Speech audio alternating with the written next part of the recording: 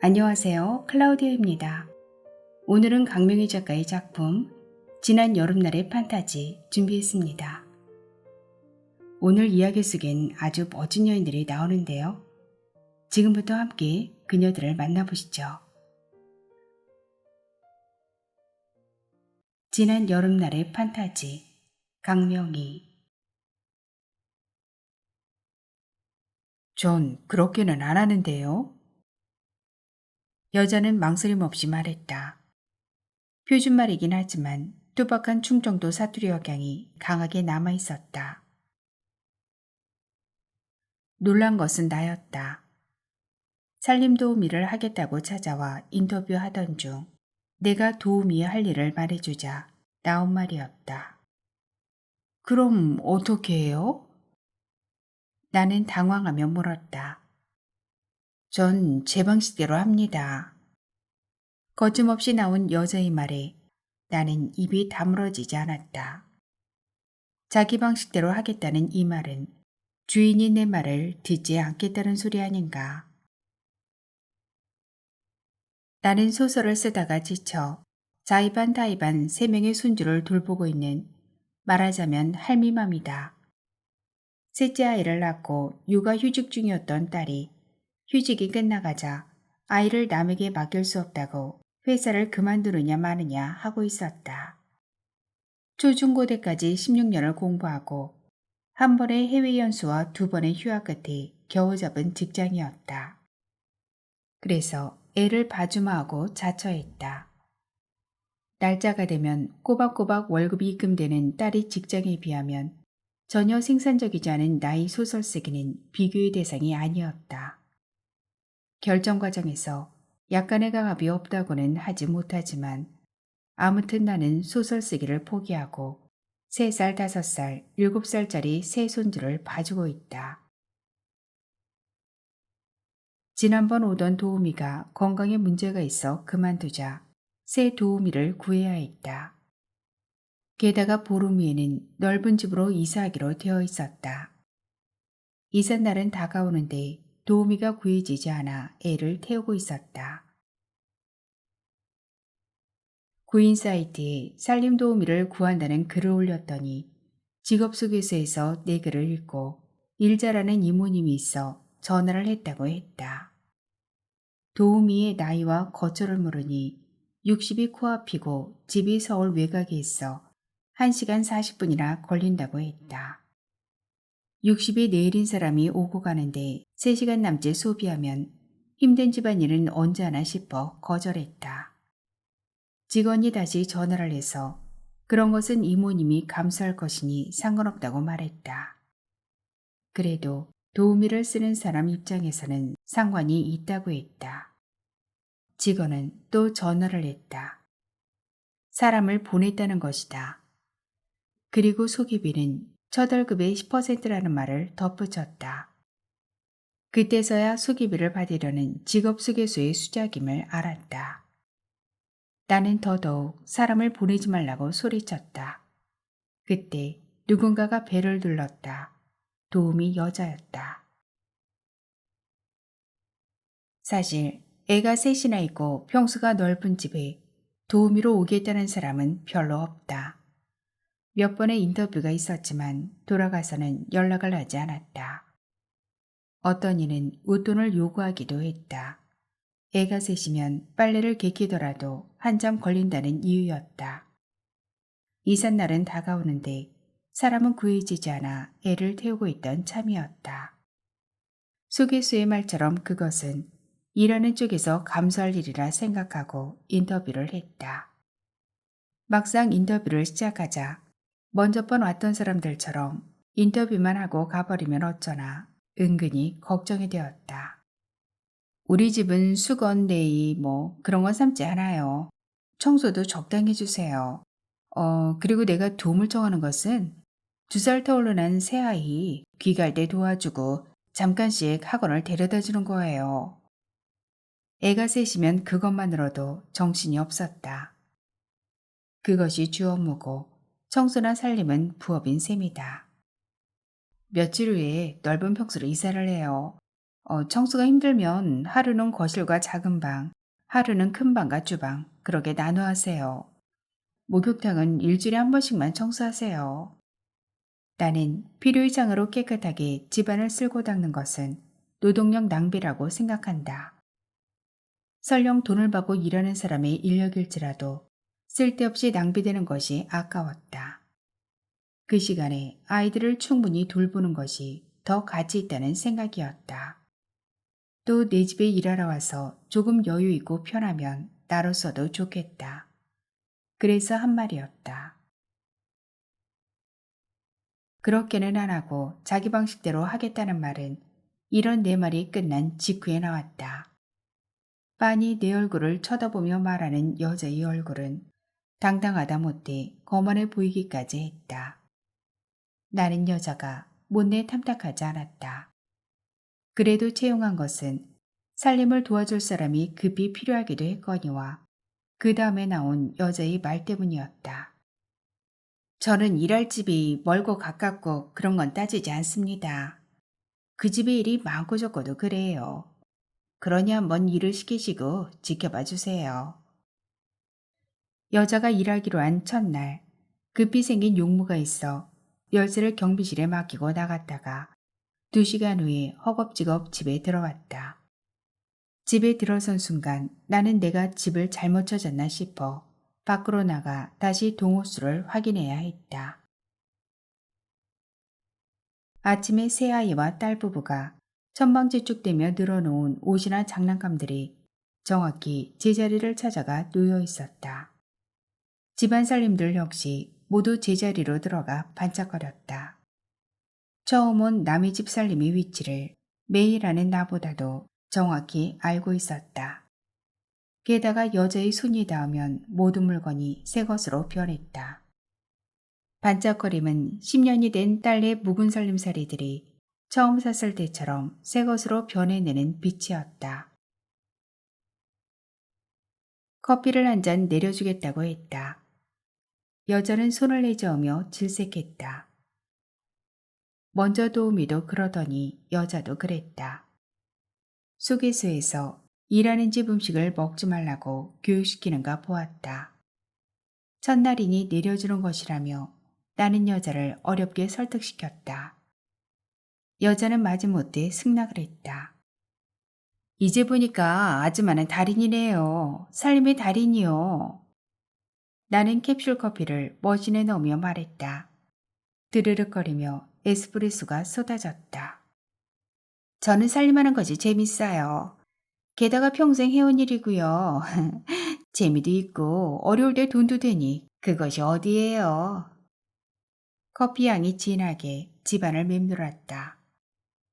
첫날이라 어려워 딱딱하게 굳었던 여자의 얼굴에 웃음이 커피향처럼 번졌다. 살림 얘기가 나오자 여자는 이내 자신있고 편안한 모습이 되었다. 만만해 보이던 도우미 여자가 일해놓은 것을 보니 재미도 있고 돈도 되는 일을 하는 캐리어머처럼 보였다. 나는 소설 쓰는 내 일을 생각했다. 내게 소설 쓰기는 재미라기보다 일종의 소명과 같은 일이었다. 처음에는 재미있어 시작한 일이지만 재미를 넘어서 지금은 하지 않으면 안 되는 일이 되었다. 배운 것이 이것뿐이니 할 수 있는 것 또한 이것 외에는 없었다. 텔레비전 시청조차 마음 편히 할 수 없었다.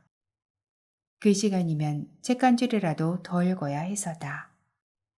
남들은 문화센터에 다니며 댄스를 배우고 그림을 그리고 외국어를 공부하고 폐사지 답사여행을 다니기도 하지만 내게는 그렇게 사는 사람들이 딴 나라 사람들 같았다. 어쩌다 가끔 따라다녀 보지만 그곳에서 나는 재미를 느낄 수 없었다. 살림도 적당히 포기하고 앉아서 글만 썼다. 소설은 내게 지독한 인내와 노력만을 요구할 뿐 어떠한 보상이나 성취감도 주지 않았다. 내 컴퓨터 안에는 과부하가 날 정도로 소설이 쌓여갔다. 발표할 지면이 없었다. 소설가는 소설만 쓰면 되는 줄 알았다. 그것이 아니었다. 인맥을 쌓아가며 지면을 얻어내야 하는 줄 몰랐다. 내가 피 흘려 만들어낸 자식 같은 내 소설들은 능력 없는 어미를 만나 빛 한번 쐬어보지 못한 채 컴퓨터 안에서 늙어갔다. 초창기의 작품 하나가 무슨 문학상을 받은 뒤에도 소설을 발표할 지면이 없었다. 내가 받은 문학상은 내게 다른 일을 못하게 하는 족쇄였다. 소설책 4권 분량의 소설이 쌓이는 동안 발표한 소설은 고작 3편이었다. 그것도 대학 동문들이 2년마다 만들어내는 동문지혜였다. 이삿날은 장마가 시작된다는 날이었다. 밤새 폭우가 쏟아지는 꿈을 꾸었다. 아침에 일어나 보니 꿈이 아니고 실제로 밤새 비가 왔다. 다행히 이삿짐 차가 올 때쯤에는 비가 그쳤다. 사다리차가 이삿짐 싸는 박스들을 드르륵거리며 올려보내자 남자 3사람과 여자 1사람이 올라왔다. 여자는 의외로 젊고 미모 또한 대단했다. 사장님 비서를 한다면 어울릴까? 이 일과는 전혀 어울리지 않았다. 그들은 신발을 신은 채 집 안으로 성큼 들어오더니 이삿짐을 싸기 시작했다. 이상한 게 그들은 말이 없었다. 무언국의 주인공처럼 각자 맡은 분야에서 일을 할 뿐이었다. 딸이 간식으로 빵과 음료를 사다 주자 그들은 삥 둘러 앉아 세상에서 가장 맛있는 음식이라도 먹는 양 먹었다. 아무 말 없이 허겁지겁 빵을 먹는 그들의 모습이 기이했다. 이번 이사는 원래 계획이 없었다. 아이셋과 딸 부부가 좁은 방에서 복적거리며 자도 그러려니 하고 인내하고 살았다. 그런데 한 이웃이 큰 평수와 작은 평수의 전세금 차이가 별로 나지 않는다는 말을 해주었다. 부동산에 가서 알아보니 실제로 평수는 배 가까이 되지만 전세금은 얼마 차이가 나지 않았다. 아이들이 마음대로 뛰어놀 수 있는 1층에 싼 전셋집 나오는 것이 있으면 이사하고 싶다는 의중을 부동산에 흘렸다. 그랬더니 연락이 왔다. 전세가 귀하던 때인데 우리가 찾던 1층이 나왔다는 것이다. 딸이 퇴근길에 가보더니 1층이고 집이 넓다고 했다. 마침 층간소음으로 이웃과 분쟁이 잦고 살인까지 났다는 기사를 본 직후라 바로 계약을 했다. 집 계약을 하고 며칠 후에 계약한 집에 가보았다. 집에 들어섰는데 기분이 이상했다. 집안이 황사가 낀 것처럼 뿌옇고 침침했다. 게다가 정리가 안 된 집 상태는 꼭 안주인이 나간 집 같았다. 낡은 세간들이 이리저리 굴러다녔다. 심란했다. 딸은 이런 집을 뭘 보고 계약한 것인지 알 수 없었다. 저녁에 사위가 인터넷으로 그 집을 찾아보니까 나온 지 꽤 된 집이라고 했다. 부동산에 달려가 하자가 있는 집 아닌가 물었다. 하자는 없고 집 상태는 좋지 않은데 집주인이 높은 가격에 내놓아 가격이 내려가고 또 내려간 가격으로 우리가 계약한 곳이라고 말했다. 이사하고 우리 세간들을 옮겨놓으면 되겠지 하며 심란한 마음으로 위로했다. 집안에 먼지가 쌓여 그런가 하고 미리 입주 청소를 시켰다. 아줌마 넷이 방충망과 창문틀뿐 아니라 벽지까지 깨끗이 청소를 했다는데도 이삿짐을 싣고 와 그 집에 들어섰을 때도 처음과 별반 다르지 않았다. 다만 여름이 되어 무성한 나무 이파리들로 집안은 어두움이 더했을 뿐이었다. 이삿짐 센터 직원들이 무언가 가든 짐 나르는 작업이 진행되었다. 부엌으로 가보니 미모의 젊은 여자가 살림들을 꺼내어 척척 정리를 했다. 여자는 세제를 풀어 맨손으로 냉장고 안을 청소하고 있었다. 나는 고무장갑을 끼고 하라고 서랍을 열었다. 고무장갑은 맨 밑에 넣었다며 여자가 서랍을 열었다. 자주 쓰는 작은 주방 보조 기구들은 첫 번째 서랍에, 자주 쓰지 않는 기구는 두 번째 서랍에 넣었고, 비닐 제품들은 한꺼번에 모아 세 번째 서랍에 넣었다며 방긋 웃으며 말했다. 나는 여자의 웃는 모습과 투박한 표준말 속에서 약간의 이국적인 억양을 찾아냈다. 어느 나라에서 왔어요? 몽골요. 외국인인 것을 감추려고 했지만 들켰다는 쑥스러움으로 더 방긋 웃었다. 여자는 우리와 똑같은 모습이었다. 일본이나 중국 사람은 나름대로 구분이 되었다. 하지만 몽골 여자는 아무리 봐도 구분이 되지 않았다. 몽고 반점에서부터 우리말이나 우리 문화 속에 남아있는 몽고의 흔적들 때문인지 몽골 여자가 친밀하게 다가왔다. 한국에 온 지 얼마나 됐어요? 2년이요. 어머, 어떻게 2년 만에 우리와 똑같이 말할 수가 있어요? 2년 만에 완벽한 한국말을 할 수 있다는데 나는 놀랐다. 여자는 내 칭찬에 기쁘다는 듯이 까르르 웃었다. 몽골에서 한국어를 열심히 공부했어요. 한국에 나와서도 밤이나 낮이나, 아니 꿈속에서까지 공부했어요. 그렇게 열심히 해도 사모님은 금방 알아채셨잖아요. 여자의 꿈은 몽골 저원 한가운데서 아직도 유목 생활을 하며 살아가는 자기 아이들이 세계의 어린이들과 똑같은 모습으로 사는 것이라고 말했다. 젊은 여자는 내 아이의 엄마라고 말했다. 그때서야 무언극처럼 말없이 부지런히 일하는 젊은이들이 눈에 들어왔다. 그들은 모두 젊었고 얼굴에는 햇볕과 바람이 머무는 적이 강렬했다. 팀 중 우두머리인 듯한 사람만 우리나라 사람이었다. 그들은 때가 되면 짐을 꾸려서 떠나는 유목민의 후회답게 짐을 싸고 옮기는 모습이 여간 숙련된 것이 아니었다. 몽골 젊은이는 신발장 하나도 제 짝을 찾아 꼼꼼히 정리했다. 이삿짐 센터에서 직원이 필요하면 그들의 친구를 소개받곤 한다고 했다.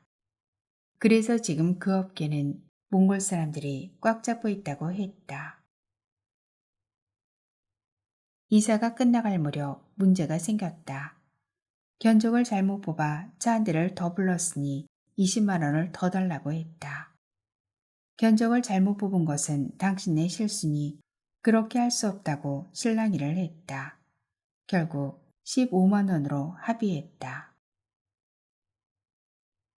찜찜한 상태로 이삿짐 센터 직원들을 보내고 부엌으로 들어가 찬장을 열어본 나는 깜짝 놀랐다. 아무 것이나 뒤죽박죽으로 진열되어 있던 찬장이 그림처럼 예쁘고 가지런하게 정리가 되어 있었다. 자주 쓰던 그릇들은 꺼내 쓰기 쉽게 바로 눈높이에, 가끔씩 쓰는 그릇들은 높은 곳에 진열이 되었다. 한 칸은 차 종류들이 모여 있었고 다른 칸은 와인잔과 맥주잔과 소주잔들이 놓여 있었다.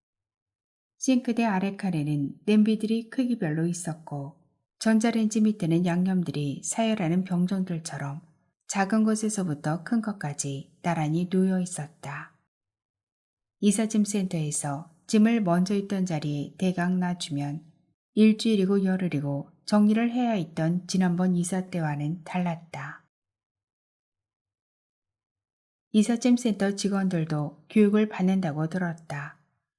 하지만 받은 교육을 그대로 실천하는 직원은 그리 많지 않을 터이다. 순간 더 달라고 요구하여 찜찜하던 마음이 확 풀어졌다. 그들이 더 받아간 15만 원이 조금도 아깝지 않았다. 예쁜 몽골 언니는 그렇게 내게 감동을 주었다. 저녁을 먹는데 반찬이 보이지 않을 정도로 어둠침침했다. 전등 때문일 거야. 딸이 말했다. 다음 날 딸은 LED 전등을 사왔다. 전등값이 꽤 나가는 탓에 기사가 와서 시공을 해주었다. 이 집은 거실이 넓으니까 이 정도의 전등을 달아줘야 해요. 기사는 사다리 위에서 필요 이상의 친절을 보이며 작업을 했다. 전등 몇 개 간다고, 재건축 들어간다고 공공한 낡은 집이 새 집이 되겠어? 여전히 심란한 나는 전혀 기대하지 않았다. 작업을 끝낸 기사가 사다리에서 내려와 전등 스위치를 올렸다. 벼랑간 눈이 하얗게 쌓인 벌판에 태양이 빛나는 것처럼 거실이 하얀 빛으로 가득 찼다. 보세요. 집이 딴 집이 되었잖아요. 내가 등반한 사람이어서 하는 말이 아니고 집에서는 조명이 제일 중요해요. 기사도 기분이 좋은지 의기양양하게 말했다. 기사가 사다리를 가지고 부엌으로 간 후 나는 천천히 집을 둘러보았다. 이건 재건축을 앞둔 집이 아니다. 천장 가장자리는 나무로 테를 둘러 품격을 더했고 실크벽지는 그린빛을 띠고 은은함을 내뿜고 있었다. 원목을 깐 바닥은 자연의 자연스러움을 띠고 불빛에 밝게 빛났다. 부엌에도 불이 켜졌다. 딸이 큰맘 먹고 장만한 식탁이 어둠 침침한 속에서 침묵하듯이 누워있다가 존재를 과시하듯이 맑게 드러났다. 짙은 나무 빛깔의 싱크대도 밝은 불빛 아래 품위를 더했다. 사람 사는 것은 제각각이라 하지만 이 집에 먼저 살던 세입자가 이해가 안 되었다. 방마다 에어컨이 달려 있었지만 거실과 방마다 전등을 한두 개씩 다 빼놓았다. 전기요금을 아끼려고 한 행위는 아닌 것 같았다. 계약할 때 집주인이 한 말이 생각났다. 우리 집은 당시 소문이 날 정도로 잘 고쳐놓은 집이에요. 이런 집은 1억은 더 받아야 하는데 이 가격에 계약하기는 너무 억울해요. 이 동은 앞에 숲이 있고 자기 나름대로 가꿀 수 있는 화단이 있어 1층에 가장 인기 있는 거 아시죠? 나는 이 집을 사려고 3년을 기다렸어요. 안방 침대에 누워보면 보이는 나무가 벚나무예요. 봄에 꽃망울이 터지는 것부터 꽃잎이 지는 것, 가을에 단풍들이 낙엽지는 것까지 침대 위에 누워 다 볼 수 있어요. 어렵게 장만하여 예쁘게 수려놓은 집인데 전세가 안 나간다고 하니 도무지 알 수가 없어요. 아이고, 그래도 몇 달 동안 안 나가서 이제야 계약하게 된 거잖아요. 부동산 중개인은 안 나가는 집을 계약시켜주는 거라며 생색을 냈다. 요즘 전세금이 겁없이 오르자 세입자가 나가지 않으려는 궁여지책으로 일부러 집을 지저분하게 늘어놓고 산다는 말을 어디선가 들은 것 같다. 나 역시 집주인처럼 이렇게 좋은 집이 우리가 계약할 때까지 안 나갔다는 것이 믿어지지 않았다. 세입자가 일부러 집 상태를 좋지 않게 만들어 놓았다고 밖에는 이해할 수 없었다. 결국 세입자는 계약이 만기된 집을 올려주지 않은 상태에서 6개월이나 더 산 셈이다. 집주인이 억울할 만도 했다. 전세가 점점 없어져가는 사회에서 전세가 만들어낸 웃지 못할 현실이었다. 넓은 새 집에서 도미 여자의 활약은 대단했다. 여자는 자신이 말한 것처럼 일이 많고 적음에 상관하지 않았다. 청소할 범위가 넓어졌음에도 불구하고 불평 한마디 하지 않을 뿐더러 오히려 즐기는 것 같았다. 청소를 마치고 나면 집을 삥 둘러보며 스스로 만족해했다. 막 청소를 끝낸 집은 손님을 기다리는 호텔 객실처럼 변했다. 집안 구석구석에는 먼지 하나 없었다. 어느 것 하나 삐뚤어지거나 흐트러진 것이 없었다. 그야말로 완벽했다. 여자는 빨래를 개서 나보다도 더 정확하게 제 위치를 찾아 나왔다. 뿐만 아니라 장내부는 옷가게에서 팔기 위해 진열해 놓은 것처럼 모든 옷들이 각이지게 개켜져 진열되어 있었다. 옷이 한눈에 보이기 때문에 찾아 입기도 쉬울 뿐 아니라 시각적으로도 더할 나위 없이 좋았다. 여자의 손은 요술쟁이 같았다. 나의 능력으로는 요술을 부리지 않고서는 해낼 수 없는 일이었다. 여자는 성실했다. 언제나 일하는 시간보다 30분 일찍 왔다. 일을 마치고 갈 시간이 되어도 갈 생각을 하지 않았다. 가는 순간까지 애들이 어질러 놓은 물건들을 정리했다. 집안이 완벽하게 정리가 된 상태에서만 여자는 집으로 돌아갔다. 그러려니 돌아가는 시간은 늘 초과되었다. 나는 아이들이 있는 집은 흐트러지기 마련이니 그냥 가라고 심하게 잔소리를 해댔다. 집이 멀어 걱정이 되어 한 잔소리였다. 그러거나 말거나 여자는 아 냅둬요 하고 충청도 특유의 사투리로 농담처럼 말했다. 그것이 첫날 여자가 말한 자기 방식이었다. 큰딸이 이사하고 얼마 안 있어 전세 살던 작은 딸도 만기가 되어 이사하게 되었다.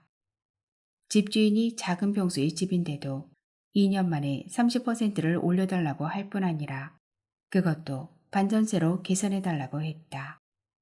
할 수 없이 나가겠다고 말하자 그날로 당장 누가 와서 계약을 하더라는 것이다. 집을 못 구해 길로 나가는 것이 아니냐는 직장 다니는 딸의 불면 소리를 뒤로하고 절박한 마음으로 집을 보러 다녔다. 마침 작은 평수의 아파트가 전세가 아닌 매매로 나와 있었다. 가격이 적당하여 이것저것 따지지 않고 계약을 했다. 이삿짐 센터를 알아보는데 내게 감동을 준 예쁜 몽골 언니가 생각났다. 하지만 20만 원을 더 요구한 것이 생각나 다른 업체 몇 군데를 찾아 견적을 내보았지만 결국 나는 몽골 언니가 있는 이삿짐 센터와 다시 계약을 했다. 이삿날은 순주가 사상 최고를 갱신하는 날이었다. 몽골 고원의 뜨거운 바람이 우리나라를 덮고 움직이지 않아 일어난 현상이라고 했다. 기온이 사람이 채운 만큼 높았다. 가만히 있어도 숨이 막힐 것 같고 땀이 주르륵 흘렀다. 이사 못해주겠다고 이삿짐 센터에서 버티면 어쩌나 하는 걱정까지 했다. 하지만 시간이 되자 직원들이 우르르 몰려들어왔다. 몽골 언니도 그들 틈에 보였다. 몽골 언니는 먼저 내게와 90도로 인사를 했다. 계약자가 특별히 보내달라고 했다는 사장님의 말씀이 있었다고 했다. 나는 이렇게 더운 날 일을 시켜 미안하다고 말했다. 아무리 더워도 일거리만 있으면 좋아요. 몽골 언니는 방긋 웃으며 말했다. 몽골 언니는 작은 딸네 집까지 청소와 정리를 완벽하게 해주었다. 입주 청소를 하지 않았지만 싱크대며 장롱까지 먼지 하나 없이 닦았다. 땀에 흠뻑 젖었지만 몽골 언니의 짐 정리하는 모습은 신바람이 나 보였다. 36도를 넘나드는 수은주도 있게 해주는 저건 무엇일까 생각해 보았다. 몽골에 두고 온 아이들의 것이다. 모성애가 이 뜨거운 여름날 신바람 나게 짐을 옮기고 청소를 하고 정리를 하게 하는 힘일 것이다. 일하는 모습을 지켜보는 내게 몽골 언니는 간간히 자신의 이야기를 했다. 그녀는 3개월짜리 관광비자를 받고 와서 일을 하고 있다고 했다. 비자가 만기가 되면 몽골로 돌아갔다가 일주일 쉬고 다시 나온다고 했다. 일주일에 3번 정도 일하는데 한 번 일하면 기본급이 9만 원이고 일이 많으면 만 원, 더 많으면 2만 원, 저녁 늦게까지 할 때는 3만 원을 더 준다고 했다. 대개 일주일에 3번 정도 일하니 평균 30만 원 정도 벌고 있다고 했다. 일주일 내내 일을 할 수 있으면 금방 부자 되게요. 아무리 덥고 춥고 비 오고 바람 불고 해도 일거리만 많으면 좋아요. 그녀는 야무지게 말했다. 그 후 누가 이사한다면 몽골 언니가 있는 회사를 소개해주곤 했다. 그리고 반드시 몽골 언니에게 부엌 살림을 정리해달라고 부탁하라고 했다. 3개월마다 몽골에 들어갔다가 다시 나오려면 비행기 싸게라도 좀 보태주고 싶었다. 그렇게 내가 소개해 일을 한 날은 몽골 언니는 회사 사장 핸드폰으로 감사하다는 문자를 보냈다. 나는 이 여름에 만난 두 여자를 생각했다. 비록 막일이지만 자기 분야에서 최선을 다하는 두 여자가 내게 감동을 주었다. 그러면서 소설에서 가장 중요한 것이 감동이 아닐까 생각했다. 독자가 서점에 가 돈을 투자해 책을 사고 돈만큼 귀한 시간을 투자해 책을 읽으면서 돈과 시간이 아깝지 않아야 한다. 아깝지 않으려면 재미도 있고 감동도 있어야 한다. 감동을 받고 카타르시스를 느낀다면 그 소설은 성공한 소설일 것이다. 어느 날 도우미 여자가 느닷없이 물었다. 사모님, 고등학교 나오셨어요? 네? 아니, 대학 나왔어요. 저는 중학교 나왔어요. 여자는 묻지도 않은 자신의 학력을 당당히 밝혔다. 나는 여자가 말하기까지 여자의 학력에 대해 생각해 본 적이 없었다. 살림에 대해서는 박사학위라도 딴 듯 해박하여 여자 앞에서는 초보 살림꾼 수준인 내가 늘 부끄럽기만 했었다. 살림하는 것이 재미있어. 고등학교에 진학을 안 한다고 해서 아버지께 오지게 맞았어요. 배워야 하는 세상에 안 배우면 어떻게 살 거냐고. 그래도 안 간다고 버텼어요. 골치 아픈 공부 안 하고 내가 제일 잘하고 재밌는 삶을 하겠다고요. 설득하다 못한 아버지는 각서를 쓰라고 하셨어요. 저는 고등학교 안 보내줬다고 부모를 원망하거나 후회하지 않겠다는 각서를 썼지요. 할머니와 집에서 살림을 하며 행복했어요. 학교 다닐 때 들어보지 못한 칭찬을 분이 넘치게 들었어요. 집안 식구들이 내 손길을 필요로 하고 나는 그들을 바라보며 신이 나서 살림을 했어요. 살림에 대해 이야기할 때면 여자의 얼굴은 행복이 가득했다. 아버지는 하나밖에 없는 고명딸을 고등학교도 보내지 않고 집에서 일만 시켰다는 생각에 평생 괴로우셨나 봐요. 내가 이 도우미 일을 하다가 아버지 뵈러 갔을 때였어요. 네가 아무리 안 간다 해도 그때를 고등학교에 진학시켰어야 했는데 미안하다. 아, 이러시는 거예요. 내가 남의 집 살림해주는 것이 가슴 아팠나 봐요. 그 말이 마지막 말씀이었어요. 며칠 후 어지럽다고 병원에 검사 받으러 가서 그대로 식물인간이 되셨어요. 뇌경색이었어요. 에휴, 그렇게 혼수 상태로 3개월 계시다가 가셨어요. 건강하고 멀쩡하시던 아버지가 3개월 만에 그렇게 가시니 아주 환장하겠더라고요. 우울증이 왔어요. 그래서 아버지를 간호하느라 그만두었던 도우미 일을 다시 나오기 시작한 거예요. 아버지가 보고 싶어요. 야속도 하시지. 꿈속에조차 한번 찾아오지 않으시네요. 여자는 마침내 눈물을 뚝뚝 흘렸다. 가신 지 1년이 채 못 되었는데 아버지를 뵈러 왕복 5시간이나 걸리는 선산을 4번이나 다녀왔다고 했다. 살림살이 하는 것이 재미있어 고등학교 진학도 하지 않았다는 여자의 말을 들으며 나는 소설을 쓰기 위해 무엇을 희생했나 생각해 보았다. 아버지는 내가 교사가 되길 원했다. 나는 교사가 되었다. 교사가 되어 틈틈이 쓴 글이 신춘문예에 당선되자 나는 학교를 그만두겠다고 했다. 아버지는 젊은 날 대학신문에 소설을 발표한 적이 있었다. 평도 좋았다고 했다. 그렇게 쓰고 싶어 했던 소설을 자식이 줄줄이 태어나자 쓰지 않았다. 소설 이야기 할 때면 아버지는 행복해 하셨다. 하지만 아버지는 내가 학교를 그만두는 것을 강하게 반대했다. 글이 돈이 되지 않는다는 것이다. 그때 함께 글 쓰던 친구들이 지금 다 어렵게 산다고 했다. 그래도 그만둔다는 내게 아버지는 말씀하셨다. 네가 좋아서 택한 길이니 무슨 일이 있더라도 후회 말거라. 너는 하고 싶은 일 하는 것 하나만으로 만족해라. 소설과 세속적인 욕망과 바꿨다고 생각해. 절대로 후회하지 마라.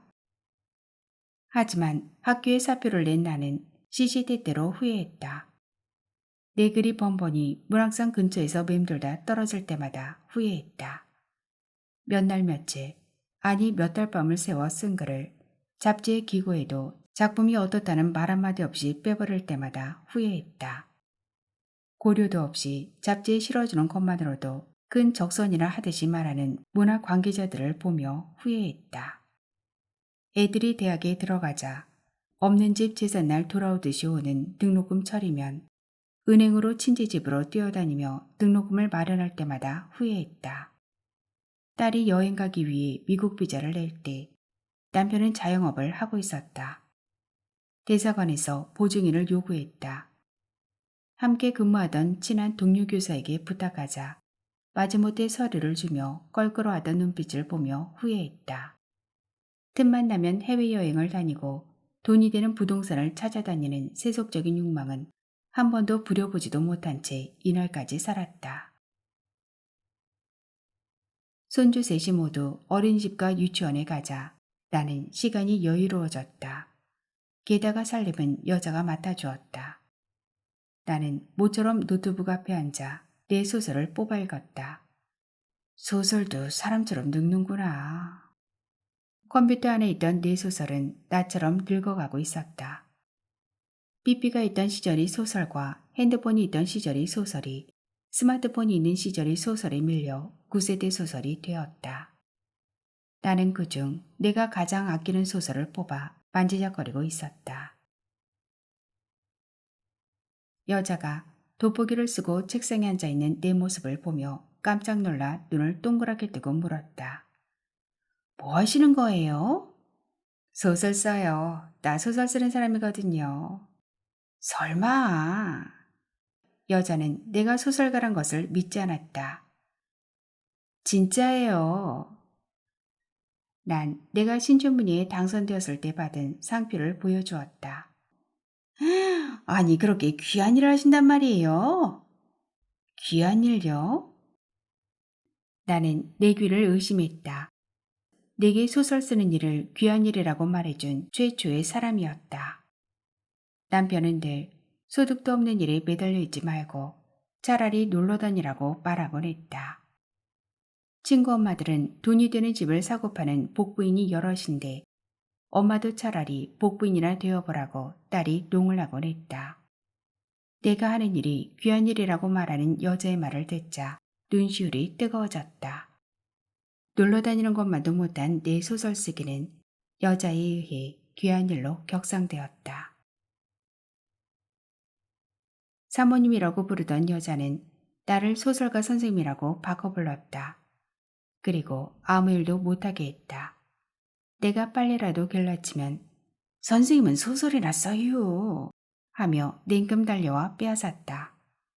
내가 소설가라는 것을 의식해서인지 여자는 짬이 날 때마다 자신의 얘기를 들려주었다. 동생들이 대전으로 유학을 갔어요. 따라가 살림을 해줬지요. 대개 집도라면 천해진다고 하잖아요. 아무렇게나 살아서 하는 말일 거예요. 저는 동생들에게 깨끗한 환경에서 공부할 수 있게끔 해줬어요. 그래서 이제 동생 셋이 다 재수도 하지 않고 척척 대학에 붙었어요. 바로 밑동생은 선생이고요. 그 밑에 동생은 회사에서 임원이 되었고요. 막내 동생은 회사 다니다 그만두고 사업을 해요. 지금도 동생들이 모이면 이렇게 사는 거 다 누나 덕이라고 말해요. 동생들은 일찍 집을 떠나 엄마하고 있던 시간보다 저와 있던 시간이 더 길어요. 그래서 엄마보다 저를 더 따라요.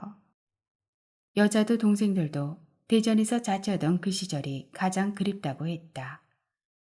그 시절 얘기를 할 때 여자의 눈빛은 몽롱한 것이 꿈을 꾸는 듯 했다.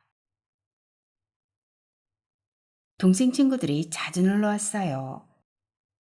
그럼 저는 신이 나서 맛있는 음식을 해줬어요.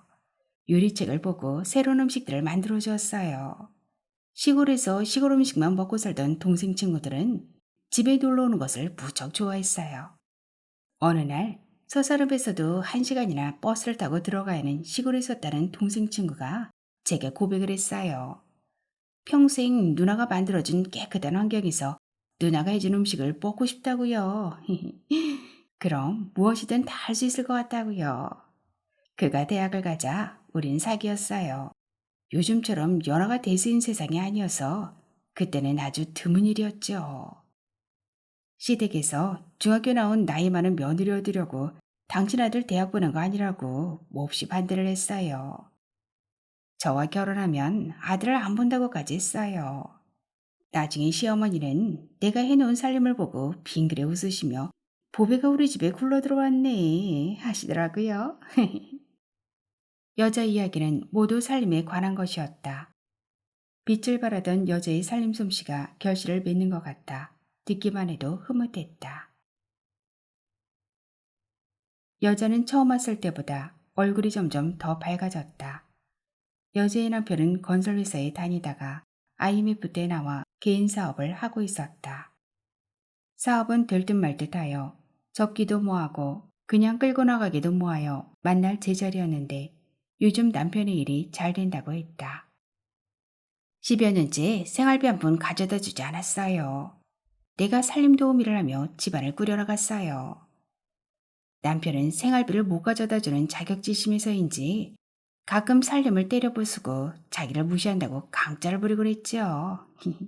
꼭 참았어요. 나를 데리고 살려면 자기 나름대로 좀 답답했겠지요. 공부가 그렇게 안 되더라고요. 임신을 했는데 나 닮은 자식 나올까봐 그게 가장 걱정이 되었어요. 다행히 딸은 남편 닮았어요. 한 번은 고등학교 과정에 합격하며 원서를 가져왔어요. 졸업하고 검정고시를 보라고요. 학교 다닐 때도 못했는데 아니 나이 들어 어떻게 하냐고 못한다고 했죠. 결국 남편이 포기하더라고요. 그런 거 생각하면 못 참을 것 없어요. 뜨거운 여름날 여자의 전폭적인 도움을 받으며 내 소설 쓰기는 다시 시작되었다. 컴퓨터 안에서 늙어가고 있던 내 소설을 꺼내어 젊은이로 다시 태어나게 했다. 고객을 감동시키는 도우미 여자와 예쁜 몽골 언니처럼 독자가 내 소설을 보고 감동할 수 있도록 소설을 꺼내 고치고 고쳤다. 내 소설은 새롭게 다시 태어났다.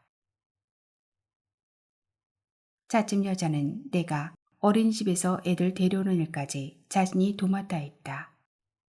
아이들 간식이며 저녁 준비까지 손대지 못하게 했다. 자기는 자기가 가장 잘하는 일을 할 테니 선생님은 선생님이 가장 잘하는 소설을 쓰라는 것이다. 가을 초입에 지방자치단체가 그 지방 출신 문인을 기념하기 위해 개최하는 문학상 공모에 당선이 되었다. 마침 출판사를 운영하는 소설가인 심사위원이 내 다른 작품이 보고 싶으니 보내달라고 했다. 문학에 대한 열정은 주머니 속에 든 정 같아서 아무리 숨기려 해도 숨겨지지 않습니다.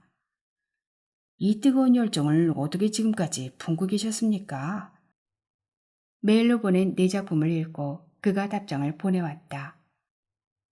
누군가가 나의 가슴속을 들여다보고 위로하는 것 같다. 메일을 읽으면서 울컥하며 눈물을 쏟았다. 선생님 작품들은 문장마다 스며있는 소설에 대한 애정과 소명을 읽을 수 있습니다. 작품마다 단편 소설이 지녀야 할 품격과 깊이가 있습니다. 그 속에는 인간에 대한 예의와 인생에 대한 통찰력이 억지로 꾸며지지 않고 자연스럽게 녹아 있어요. 그것을 표현하는 문장은 정확하고 군더더기 없이 깨끗하고 투명합니다. 오랜만에 만나보는 순수문학의 진경이라 읽고 나서 참으로 행복했습니다. 그는 작품집 출간을 제의했다. 작품집이 나오면 홍보도 열심히 하겠다고 말했다. 나는 홍보까지는 아니어도 작품집을 출간해준다는 것만으로도 고마웠다. 드디어 첫 소설집이 세상에 나왔다. 택배로 배달된 박스를 뜯어 책을 꺼내 들고 서서 처음으로 소설을 쓰기 위해 학교를 그만둔 것을 후회하지 않았다. 소설 쓰는 것을 반대하신 아버지께 조금 덜 미안했다. 아버지가 해보고 싶었던 소설 쓰는 일을 내가 대신 해냈다는 자부심도 생겼다.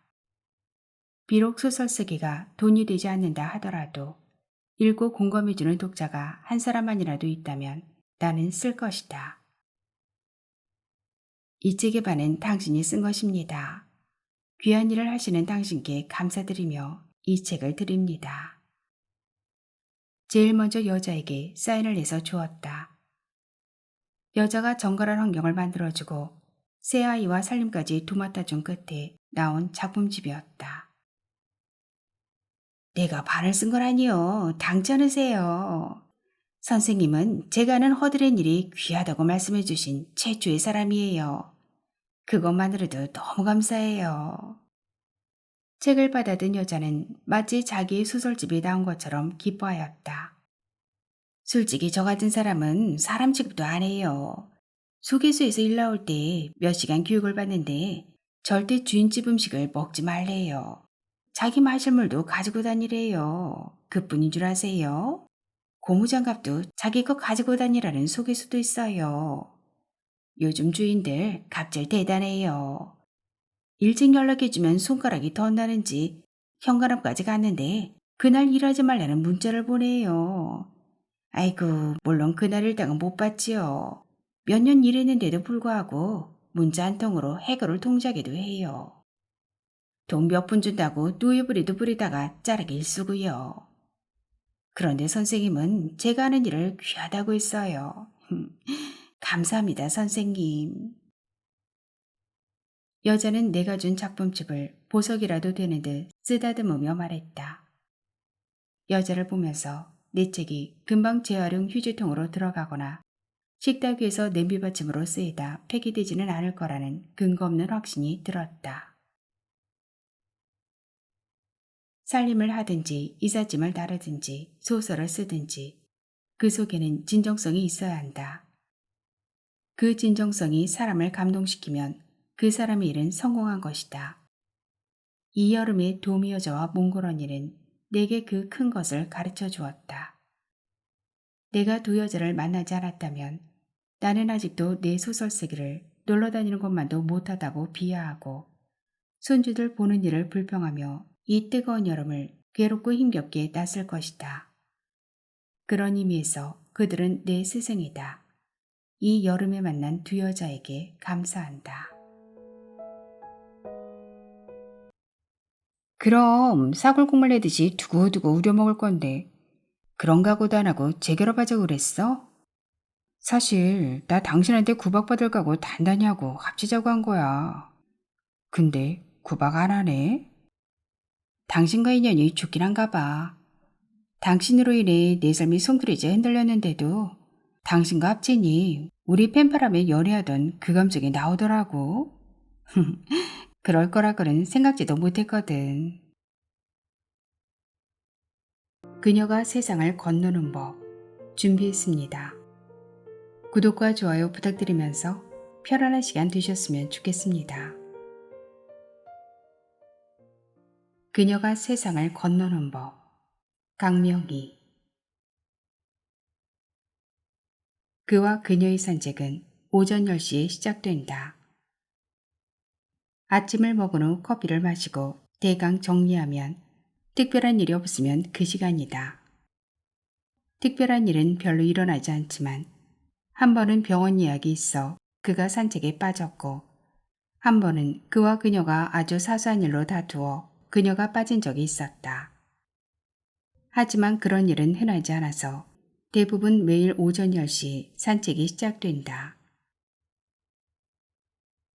준비를 마치고 그가 1층에서 기다린다며 현관문을 나선다. 그녀는 서두르지 않는다. 선글라스와 장갑을 챙기고 나오다가 들어가 모자를 쓰고 나온다. 이번에는 핸드폰을 가지러 다시 들어갔다가 나온다. 엘리베이터 앞에 서서 내려가는 버튼을 누르자 잠시 후 엘리베이터의 문이 열렸다. 순간 그녀는 또 집 안으로 들어간다. 이번에는 마스크를 챙겨 나온다. 마스크가 필수품이 되었지만 아직도 적응이 되지 않는다. 그는 운동기구가 있는 곳에서 팔을 휘두르고 있다가 마스크를 쓰고 나오는 그녀를 보더니 앞장을 선다. 아직은 여름해가 되어지기 전이다. 아파트 쪽문을 나서 등산로로 연결된 돌계단을 오른다. 그와 그녀가 다시 한 집에 살기 시작한 것은 지난 겨울부터였다. 그가 그녀를 찾아와 자신의 건강이, 특히 외로움에 지친 정신건강이 극도로 나빠져 치료를 받고 있으니 독거 노인인 자기를 좀 도와달라고 사정했다. 돕는 것은 별것 아니고 함께 살기만 하면 된다고 했다. 그녀가 먹는 밥상에 숟가락 하나만 더 얹으면 되지 않겠냐고 제안했다. 60을 눈앞에 둔 그녀는 이미 혼자 사는 데 익숙해져 그의 간청에 시큰둥했다. 그는 이미 준비해왔다는 듯이 함께 살다가 자기가 죽으면 살던 집과 얼마간의 예금을 주겠다는 말도 했다. 단독주택 옥상에 방 한 칸 빌려 살고 있는 그녀에게 그 제안은 혹할 수밖에 없었다. 그는 혼자 살고 있는 동안 산책조차 하지 않은 듯 했다. 아침을 먹고는 쭈그리고 앉아 노인복지센터에서 배운 컴퓨터로 바둑을 두었다. 옆에서 보면 등이 굽고 자라목이 되었다. 집안에 들어서면 화장실에서 나온 찌린내가 발효되어 호라비 냄새로 변해 흘러다녔다. 여러 알 락스를 뿌려 닦고 페브리즈를 뿌리고 이불을 뜯어 빨았다. 그래도 호라비 냄새는 집안 곳곳에 숨어 있다가 틈만 나면 삐져나왔다. 아침 10시의 산책은 그녀가 혼자 살고부터 시작된 오랜 습관이었다. 걷기를 질색하는 그는 따라 나서지 않고 돌아올 때까지 바둑을 두었다. 그를 산책길에 동참시킨 것은 봄부터였다. 날이 화창한 날 집에 쭈그리고 앉아 바둑을 두는 그에게 산모퉁이를 돌아가면 커피집이 있는데 그곳에서 커피를 사주겠다고 했다. 마지못해 따라 나선 산책길에서 그는 만물이 솟아나는 생동감을 느꼈고 소나무에서 쏟아지는 피톤치드를 온몸으로 들이마실 수 있었다. 진달래와 개나리 봉우리가 아이의 자지러지는 웃음처럼 터져나오는 것을 보았다. 그는 첫 산책에서 자신의 몸도 막 살아나는 것 같다고 고백했다. 그렇게 시작된 오전 10시의 산책이다. 이 산은 정상의 높이가 138m로 초반이 약간 오르막이고 평지와 다름이 없다. 작은 오르내림이 있고 나무가 무성하여 산이라고 말하지만 멀리서 보면 뱀 한 마리가 길게 누워있는 것처럼 굴곡이 거의 없다. 만보 정도 걷는 길이지만 그들이 등산이라 하지 않고 산책이라고 말하는 이유다. 등산로에 들어서자 바로 오르막이다. 워밍업 없이 바로 언덕이기 때문에 숨이 차오른다. 하지만 이런 길은 기껏해야 3분이다. 언덕을 오르자 오솔길과 언덕길로 갈라지는 갈래길이 나온다. 언덕길은 가파른 대신에 길이가 짧고 오솔길은 완만하여 평지를 걷는 것과 다름없지만 길이가 길다. 언제나처럼 그는 가파른 길로, 그녀는 완만한 길로 헤어져 간다. 그와 그녀는 모든 것이 다르다. 그에게 좋아하는 것 10가지를 적으라 하면 그것은 바로 그녀가 싫어하는 10가지다. 연애할 때는 그가 무조건 그녀를 따랐다. 하지만 결혼 후에는 그녀가 무조건 그를 따라야 했다. 그는 카리스마가 대단하여 단 한 가지도 양보하는 법이 없다. 특히 상대방이 운전하는 것을 서로 못 견뎌 했다. 우회전해야 할 때 그는 주행선으로 가다가 막판에 깜빡이를 넣고 휙 우회전 차선으로 끼어든다. 그녀는 그가 막판에 우회전할 때까지 조바심을 태워야 했다. 반면 그녀는 우회전해야 할 때 미리 차선을 바꾸고 느긋하게 달린다. 물론 가끔 우회전할 때 도로 옆에 차가 있다거나 건널목에 사람들이 건너고 있을 때도 있다. 그럼 잠시 기다리는데 그는 그 기다림을 못 견뎠다. 어떤 심리학자는 말했다.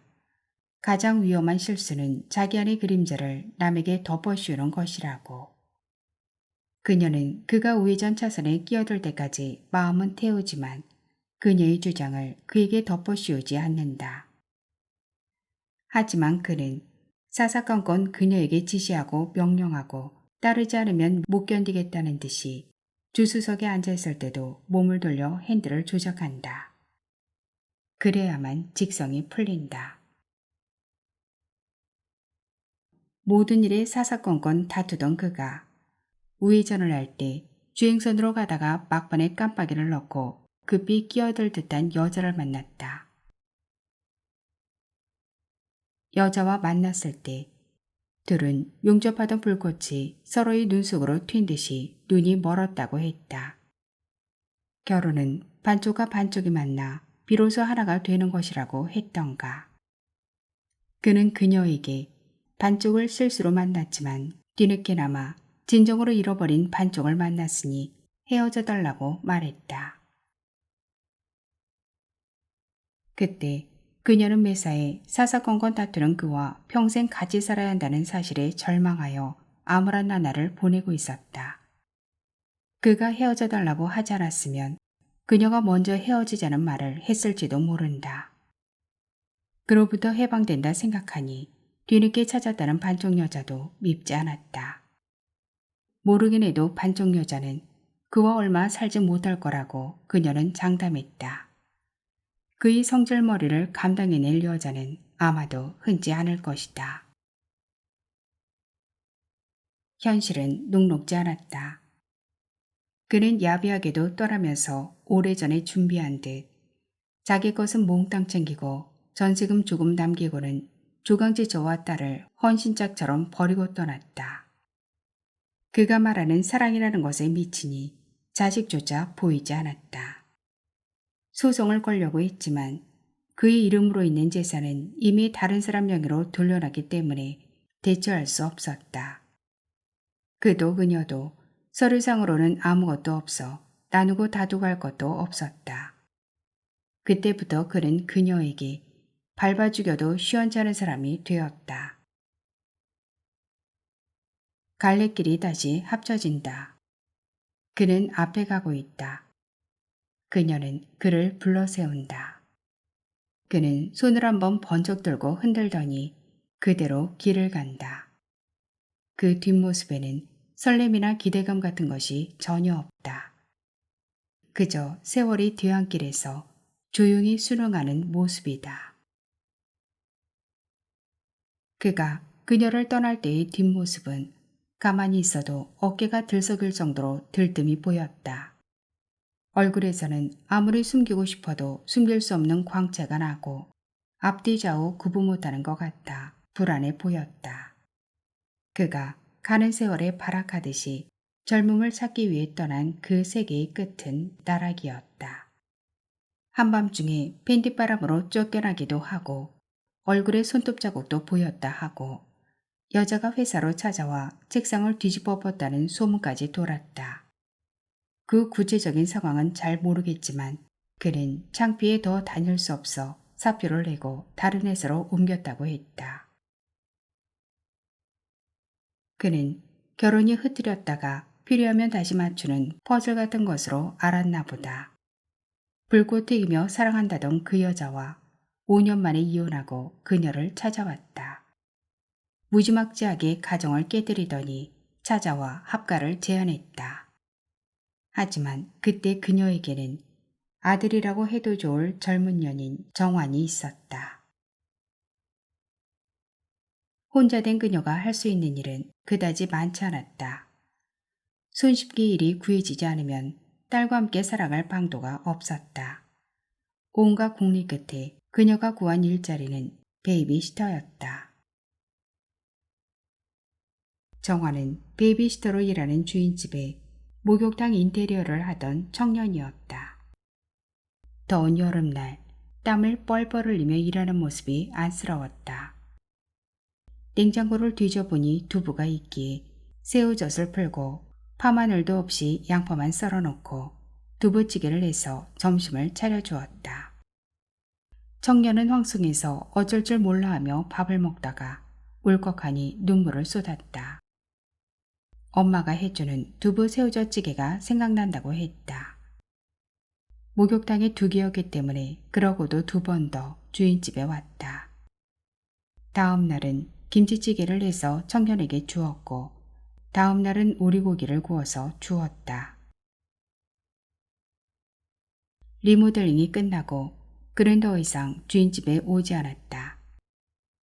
대신 그녀의 일이 끝나는 시간에 맞춰 아파트 정문 앞에서 기다렸다가 저녁을 샀다. 그녀가 차려준 점심 횟수만큼 저녁을 샀다. 그는 그녀보다 15살이나 어렸다. 같이 다니면 일찍 낳은 아들이라고 해도 좋았다. 정환이라고 불러주세요. 우리 엄마처럼요. 청년은 식당에서 밥을 사주며 그녀가 차려준 밥상에 대해 칭찬을 했다. 특히 정환은 자신이 좋아한다는 비릿하고 부드럽고 짭조름한 새우젓 두부찌개의 맛을 얘기했다. 그녀는 정환을 옥탑방에 초대했다. 그 후 정환은 저녁마다 그녀의 옥탑방에 와서 밥을 먹었다. 충청도 어디가 고향이라는 이 철없는 젊은 연인은 아예 짐을 꾸려 옥탑방으로 들어왔다. 그녀의 딸은 지방에 있는 대학 근처의 원룸에 살고 있었다. 30대 중반의 남자와 40대 후반의 그녀가 달빛이 은은히 쏟아지는 방에서 보낸 그 뜨거운 여름 한철은 젊은 연인을 만나기 전 그녀의 삶을 보상해 줄 정도로 행복했다. 정화는 귀여웠다. 섹스가 끝나면 두 손으로 주요 부분을 가리고 화장실로 뛰어들어가는 모습이라든지 마길로 굳어진 단단한 근육질 엉덩이라든지 근육이 붙은 팔뚝에 새겨진 장비 모양의 문신이라든지 무엇보다 가장 귀여운 것은 그녀를 보면 시도 때도 없이 일어서서 보채는 보드라고 말랑말랑한 젊은 남성의 심볼이었다. 재결합하자고 찾아온 그에게 그녀는 가진 것은 없지만 자신이 얼마나 행복한지를 말해주었다.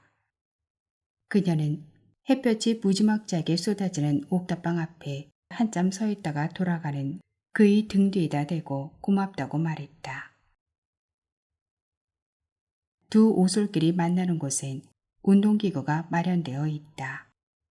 이곳에 오면 늘 딱딱 소리가 났다. 하얀 머리가 제법 어울리는 남자가 맨손 운동을 하는 중에 손바닥이 맞부딪혀 나는 소리다. 남자는 검은 바지와 하얀 티셔츠를 입고 그 위에 군청색 조끼를 입었다. 옷의 배합과 은혜색 머리가 자연스럽게 조화를 이룬다.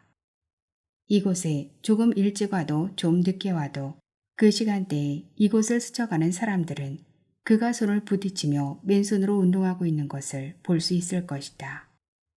그는 꽤 오랫동안 맨손 체조를 하는 듯 했다.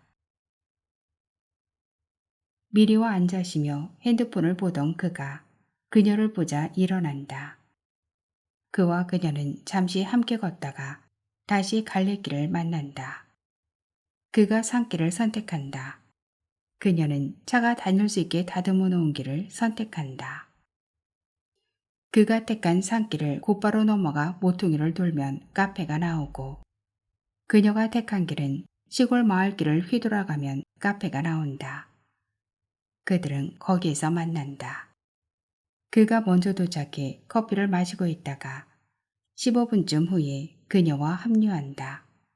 그들의 산책은 늘 똑같았다. 그는 산길로 가고 그녀는 우회 도로를 향해 발길을 옮긴다. 처음 산책을 시작했을 때보다 사람들이 많아졌다. 남편 출근시키고 에어로빅이나 수영이나 탁구를 치러 다니던 사람들이 코로나19로 인해 건물이 폐쇄되자 다 산으로 몰려왔다. 모두 마스크를 쓴 그들은 끼리끼리 몰려다니며 유쾌하게 산행을 한다. 오전 10시의 산책길은 사람들로 꽤 붐볐다. 마스크를 쓰고 지팡이를 짚으며 혼자 걷던 여자가 다가와 그녀에게 묻는다. 아저씨 아니에요? 그녀는 목에 걸었던 마스크를 다시 쓴다. 요즘은 누가 말을 붙이면 겁부터 난다. 사람과 마주칠 때는 한 사람이 한쪽 길로 비껴서서 등을 보이고 지나가기를 기다린다. 매스컴에서는 사람과 사람 사이에 2m 간격을 두라고 했다. 모르는 사람에게 말 시키는 경우가 드문데 여자가 이상해 보이는지 물었다. 맞아요. 그런데 왜 따로 가요? 요즘 거리두기 하잖아요. 제가 아까 가고 싶은 길로 가다가 저 어미 카페에서 만나 차 마시고 돌아갈 때는 함께 가요.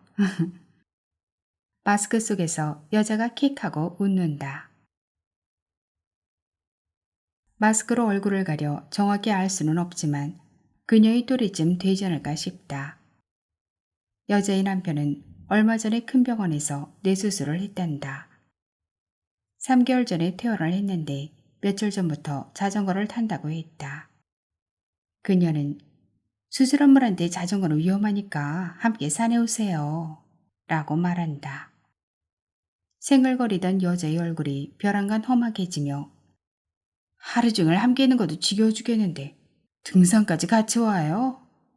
하며 투정하듯이 말한다. 마스크 쓴 여자와 함께 걷는다. 여자는 몸 안에 가득 찬 분노를 토해내듯이 급하게 마구 쏟아낸다. 사는 게 참 지랄 같아요. 남편이 잘 나갈 때는 살살 바람을 피우더라고요. 그러다가 다니던 직장을 때려치우고 나와 사업한답시고 돌아다닐 때는 돈을 못 벌어오고요. 한 10여 년 고생하다가 사업이 궤도에 올랐는가 싶었는데 이번에는 몸이 아파 큰 수술을 했어요. 다행히 수술이 잘 되고 회복이 빨라 자전거 타기 시작했어요. 평범해 보이는 여자지만 극한 상황까지 치닫던 중에 쓴 다행이란 말이 한 줄기 빛으로 느껴졌다.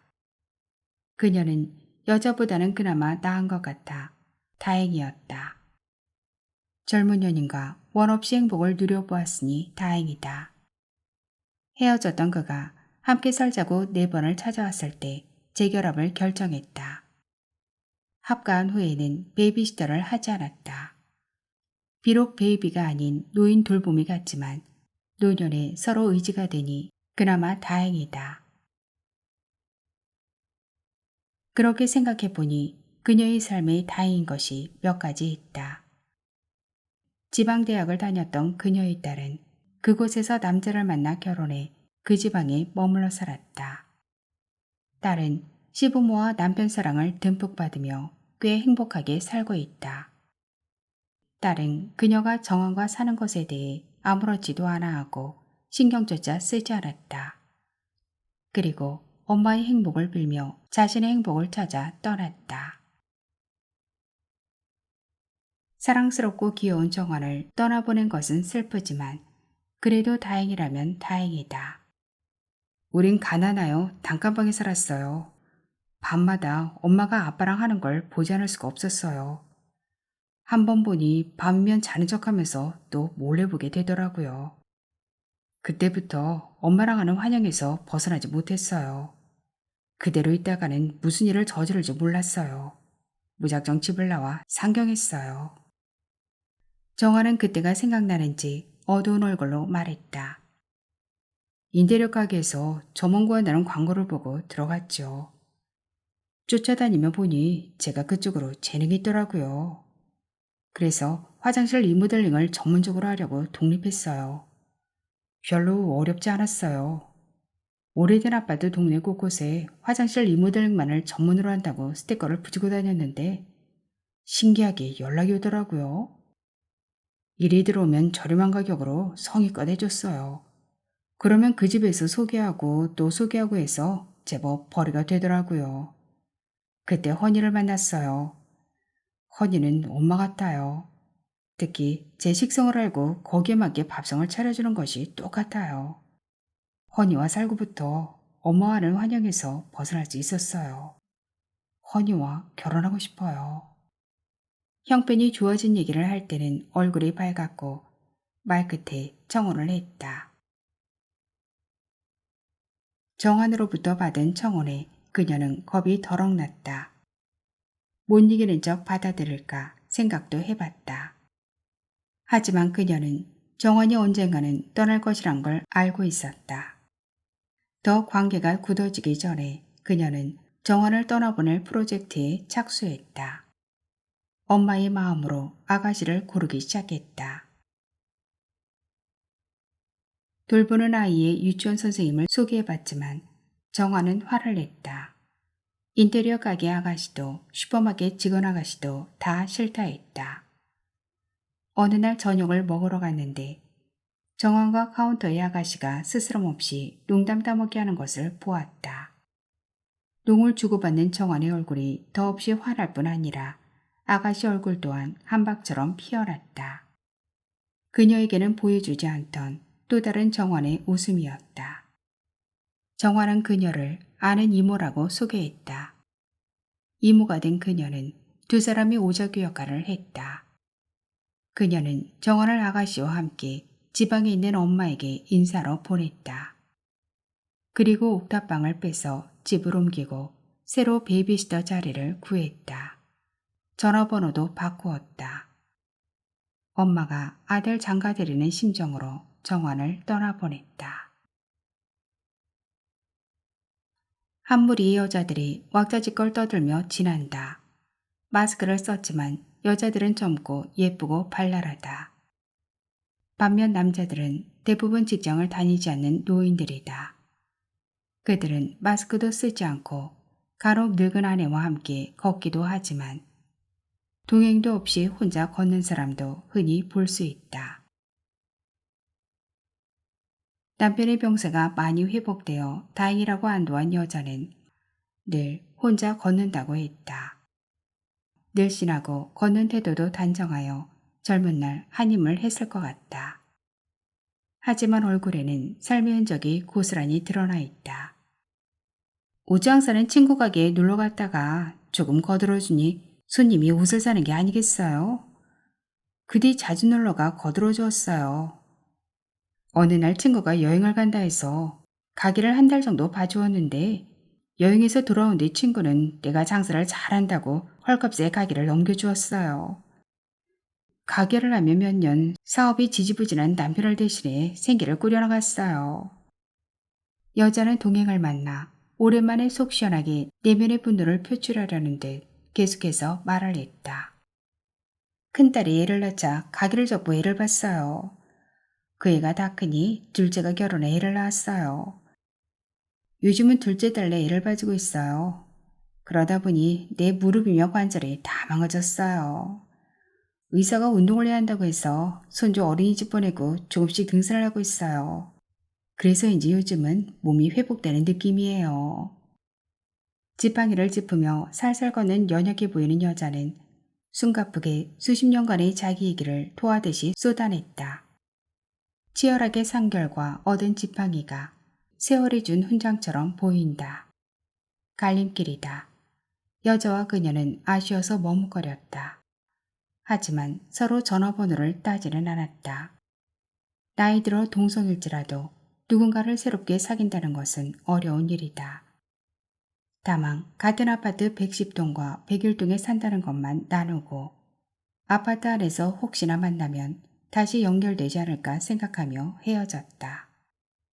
하지만 그들은 마스크를 썼기 때문에 단지 내에서 만난다고 해도 알아보지 못할 것이다. 가다가 그녀가 뒤돌아보았다. 여자는 산책하는 사람들 속으로 걸어 들어가 그들 속에 묻혔다. 그녀는 산책하는 평범한 사람들을 보며 저들도 나름대로 아픔과 상처를 끌어안고 살아가고 있을 거라고 짐작했다. 그녀처럼 또 저 속에 끼어든 여자처럼. 그와 만나기로 한 카페에 가려면 시골길을 통과해야 한다. 길 양쪽 밭에는 농작물들이 늘어서 있다. 그것을 구경하는 재미가 쏠쏠해 그녀는 이 길을 좋아한다.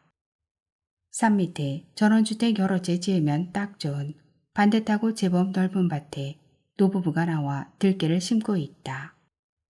할아버지는 막대기로 비닐을 뚫으면서 앞서가고 들깨 모종이 든 통을 들고 할머니가 따라가며 심고 있다. 일을 하고 있는 평범한 노부부의 모습이 밀레의 그림처럼 평화롭다. 밭 맞은편에는 노부부가 사는 집이 있다. 화단에는 봄부터 온갖 꽃들이 피어났다. 민들레부터 할미꽃 같은 저절로 나는 풀꽃도 화단에 심어 놓았다.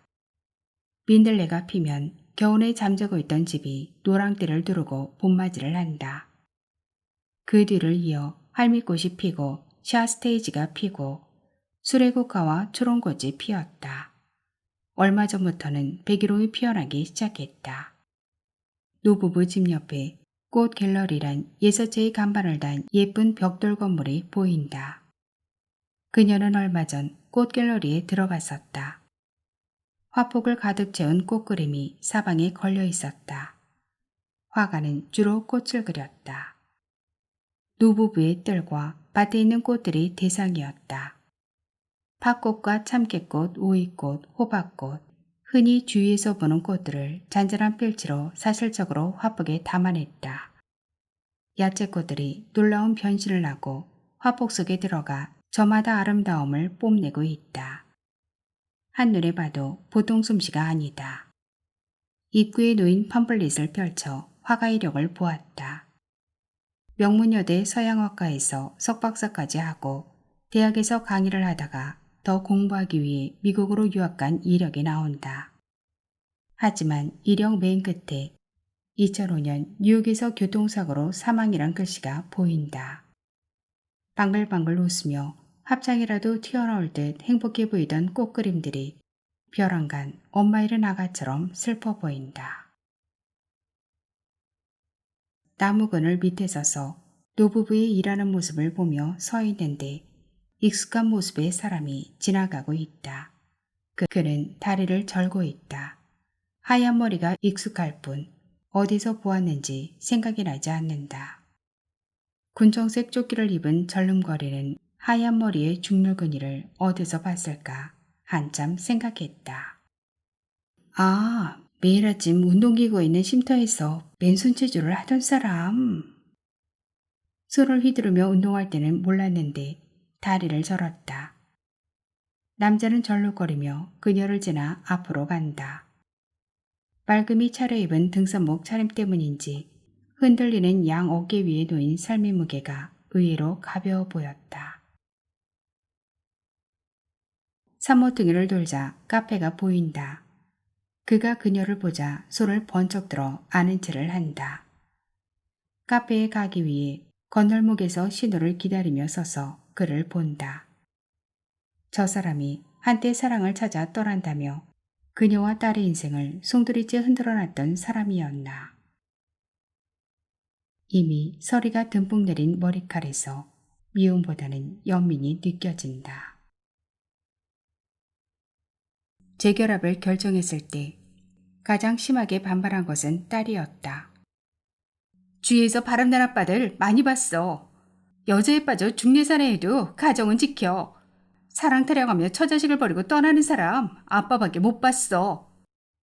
짐승도 처자식 먹고 살 건 남겨. 겨우 전세금 남기고 다 챙겨가서 결국 버림을 받은 거잖아. 엄만 자존심도 없어? 그런 사람을 왜 받아들이려고 해? 나 결혼할 때 시댁에서 엄청 반대했어. 왠지 알아? 아버지가 없다는 게 이유였어.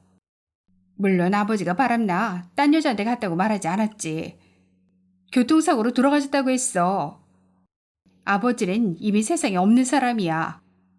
그런 사람과 재결합을 해? 재결합하면 더 이상 엄마 안 봐? 딸이 재결합에 반대하는 이유는 끝이 없었다. 그녀가 재결합을 해야 하는 이유 또한 많았다. 아빠는 20살에 만난 첫사랑이야. 비록 몹쓸 짓을 하고 떠났지만 마음만 조금 돌리면 그렇게 못된 사람도 아니야. 사랑이란 그놈이 못된 거지. 난 아빠의 감정을 존중해. 왜냐하면 나도 젊은 연인 만나 많이 행복했어. 그걸로 아빠와 나는 퉁칠 수 있어. 다행히 아파트와 얼마 되지는 않지만 연금이 나온다잖아. 예금도 좀 있다더라. 엄마가 괜찮다는데 넌 젊은 애가 엄마보다 더 보수적이니? 엄마도 점점 늙어가는데 누군가가 곁에 있으면 좋겠어. 네가 있어줄 것도 아니잖아. 모르는 사람 만나 다시 시작할 수 있는 나이가 아니야. 이왕이면 너를 이 세상에 나오게 해준 사람이고 한때 뜨거운 감정을 지녀던 사람이야. 그리고 무엇보다도 아빠가 재결합을 강하게 희망하고 있어. 그와 그녀가 재결합을 한 이후 딸은 가끔 카톡을 할 뿐 연락하지 않았다. 그는 카페 정원 잔디밭에 펼쳐놓은 파라솔 밑에 앉아있다. 그녀를 보고 카페에 들어가 커피를 주문하고 나온다. 그는 언제나 뜨거운 카페라테를, 그녀는 차가운 아메리카노를 마신다. 미술관 노부부가 오늘은 들깨모종을 내더라. 그녀가 그에게 말한다. 화가가 된 외손자가 그 미술관을 관리하는 거래. 그가 어디서 들었는지 말을 덧붙인다. 아까 당신이 쉬던 쉼터에서 맨손 제조하던 머리 하얀 사람 생각나? 산책할 때 매일 보는 사람? 그 사람 걷는 거 봤어? 아니, 맨손 체조하는 것만 봤지. 그 사람 걷는 거 봤는데 절름거리더라. 그것도 심하게. 그래? 체조할 때 보면 전혀 그러지 않은 사람 같던데. 카페 종업원이 얼음을 가득 채운 아메리카노를 그들이 앉은 탁자 위에 놓으며 말한다. 두 분 정말 보기 좋아요. 이연세 이렇게 다정하긴 쉽지 않아요. 우리 엄마 아빤 매일 싸우세요. 종업원이 립서비스를 하고 가자 그가 쑥스럽게 씩 웃으며 말했다. 허허, 우리가 보기 좋다네. 그녀는 먼저와 미리 마신 그의 빈 카페라테 잔에 커피를 조금 덜어준다. 얼음 떨어지는 소리가 맑게 들린다. 오늘 산책하면 생각했어. 보이는 것과 실제의 모습은 다르다고. 절름발이 중물근이도 중간에 함께 길을 걷던 여자도 밭에서 들깨모종 내던 노부부도 다 어떤 힘의 교통사고 같은 것을 가슴속에 품고 사는 것이 아닐까 생각했어.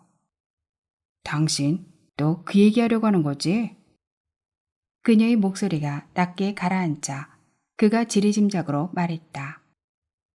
그럼 사골국물 내듯이 두고두고 우려먹을 건데 그런 각오도 안 하고 재결합하자고 그랬어? 사실 나 당신한테 구박받을 각오 단단히 하고 합치자고 한 거야. 근데 구박 안 하네? 당신과 인연이 좋긴 한가 봐. 당신으로 인해 내 삶이 송두리째 흔들렸는데도 당신은 내게 잃어버린 10년을 제공한 원수인데도 당신과 합치니 우리 펜바람에 연애하던 그 감정이 나오더라고. 그럴 거라고는 생각지도 못했거든. 동갑내기인 그와 그녀는 어느 잡지 펜팔 코너에서 만났다. 그는 대학에 재학 중 군대에 나갔고 그녀는 여고를 졸업하고 직장에 다니고 있었다. 그가 대학생이란 것을 알고 그녀는 여고 때 교내 100일장에서 상도 타고 학교 교지에 글을 싣기도 하는 대학생 친구를 찾아가 대피를 부탁했다. 친구에게서 편지가 한 장 나올 때마다 그녀는 선물을 했다. 스카프, 장갑, 지갑, 스타킹. 친구의 일상용품은 다 그녀의 월급 봉투에서 나갔다. 그가 휴가를 나와 만나기를 원했지만 그녀는 만나지 않았다. 그녀는 자신의 외모에 자신이 없었다. 눈두덩이 두텁고 눈이 작았다. 아줌마 스타일이라 첫눈에 호감이 가는 인상은 아니었다. 편지는 나날이 연소로 변했다. 그녀는 눈두덩이 지방을 제거하고 쌍꺼풀 수술도 했다. 제대를 하고 오랜 펜팔 끝에 그들이 만났을 때는 이미 편지로 정이 듬뿍 들어 외모는 아무런 상관이 없었다. 그녀는 더 이상 편지를 쓸 필요가 없어지자 친구와 연락을 끊었다. 결혼할 때 알리지 않았다. 여고 동창회에도 나가지 않았다. 친구는 그 후 캐나다로 이민을 갔다. 이민 소식을 들었을 때 그녀는 편지의 비밀을 무덤까지 갖고 가게 되겠구나 하는 생각에 은근히 좋아했다. 그녀가 그와 재결합하기로 한 것은 조바심하며 펜팔하던 그 시절이 떠올랐기 때문이다. 그가 한 소행은 괘씸하지만 그 시절 애절함을 생각하면 못할 것도 없다. 이제야 말인데 나 처음 당신 만나며 깨달은 것은 보여주는 것과 실제는 다르구나 하는 거였어. 솔직히 내가 생각하던 당신은 아니었거든. 당신한테 무슨 일이 있어 딴 사람이 대신 나온 줄 알았다니까. 당신과 살면서 이 사람이 아닌데 하는 생각으로 살았어. 그러다가 내가 생각하던 사람이 나타나니 눈이 돌아갔던 거지. 비록 허상이었지만. 그가 예전을 회상하며 말했다. 그녀는 그가 떠나가기 전까지는 자신에게 비밀이 있다는 것 때문에 늘 미안함을 갖고 살았다. 떠나갔다 돌아온 지금은 그가 그녀에게 평생 미안함을 갖고 살아가리라 생각하니 그것도 나쁘지 않았다. 그를 처음 만났을 때를 그녀는 또렷이 기억한다. 사진으로 이미 보았지만 실물에서는 광채가 났다. 약간 갸름한 얼굴에 유순한 눈매와 사슴같이 선한 눈의 조화는 완벽했다. 게다가 웃으면 얼굴의 반이 입이 되는 것 같아 함께 있는 모두를 기분 좋게 했다. 그를 데리고 엄마한테 인사를 갔을 때 엄마는 벙글벙글 웃음을 참지 못했다. 그가 가고 나자 저렇게 얼굴에서 광채가 나는 사람은 꼭 이물값 한다는데 아우 얘 그게 좀 걱정된다. 라고 말했다. 세월이 그에게만 채찍질을 했는지 얼굴은 빛을 잃고 유순한 눈매는 축 처지고 사슴을 닮은 눈은 자글거리는 눈꺼풀 속에서 찌그러진 양품 같았다. 반면 처녀 쪽에 이미 아줌마 모습을 한 그녀는 세월을 비껴갔다. 지금은 처녀 쪽의 모습에서 나이가 더 든 것뿐 예전 모습 그대로 유지하고 있다. 왜 뒤늦게 만난 진정한 반쪽과 헤어지고 헌시작처럼 내팽개치고 간 잘못 만난 반쪽을 다시 찾아왔어? 그와 합치고부터 줄곧 묻고 싶었던 것을 묻는다. 당신이 차려주던 밥상이 못 견디게 생각나는 거야. 그런 밥상을 받을 수 있다면 평생 구박받으며 살아도 좋겠다고 생각했어. 순간 그녀는 젊은 연인 정환을 생각했다. 비록 길지는 않지만 3번 차려준 점심상으로 인해 정환은 버림받은 그녀의 상처를 보듬어주고 고달픈 삶을 기쁨과 위안으로 채워주었다. 잘 살고 있을까? 식당집 딸과 짝지어준 것은 아무리 생각해도 잘한 일이야. 그 아가씨와 얘기할 때 자신감 넘치는 정환의 얼굴을 보며 정환을 떠나보내야겠다고 생각했다. 정환을 보내고 막 출산휴가를 끝내고 회사에 복직한 젊은 여자 집에 베이비시터로 들어가게 되었다. 아이가 잘 때 그녀는 아이 엄마가 장보아 놓은 것을 조리해 놓았다. 아이 엄마는 아이 보느라 힘드니 자기 먹을 것은 신경 쓰지 말라고 했지만 퇴근에 집에 와 그녀가 차려놓은 밥을 달고 맛있게 먹었다. 아이 엄마는 해마다 월급을 올려주며 그녀에게 육아와 저녁을 부탁했다. 정환을 떠나보낸 후였지만 아이를 돌보며 정환과의 기억을 지워나갔다. 아이가 6살 때 그에게 전화가 왔다. 용케도 전화번호를 알아냈다. 그녀의 전화번호를 알고 있는 사람은 그녀의 엄마와 딸뿐이었다. 엄마가 가르쳐 주었다는 것을 단번에 알았다. 엄마는 당신 딸에게 그리 모질게 하고 떠난 그를 아직까지 사위로 여기고 있었다. 산길을 되돌아오르며 그가 묻는다. 오늘 점심은 뭐 해줄 거야? 그들은 사회적 거리두기로 인해 식당에 가본 지가 언젠지 모른다. 새끼 집밥을 먹는다. 두부 새우젓찌개. 그녀가 말한다. 오, 그거 좋네. 난 두부를 좋아하지 않지만 기대해 볼게. 근데 당신과 딱 맞는다던 그 여자 음식 솜씨는 어때? 아, 말마. 살면 살수록 당신이 생각나더라니까.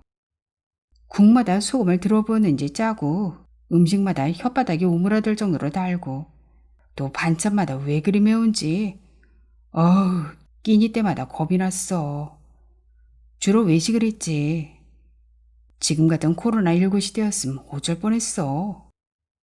이런 시절이 올 줄 알고 헤어진 건 아닌데 뭐 어쨌거나 잘 헤어졌어. 오죽하면 평생 구박받을 각오하며 당신을 찾아갔겠어. 그녀는 집으로 오는 길에 편의점에서 두부 한 모를 샀다. 뚝배기에 다시마와 북어대가리를 넣고 끓인 육수 국물을 붓고 두부를 썰어 넣고 끓이다가 새우젓과 명란젓으로 간을 했다.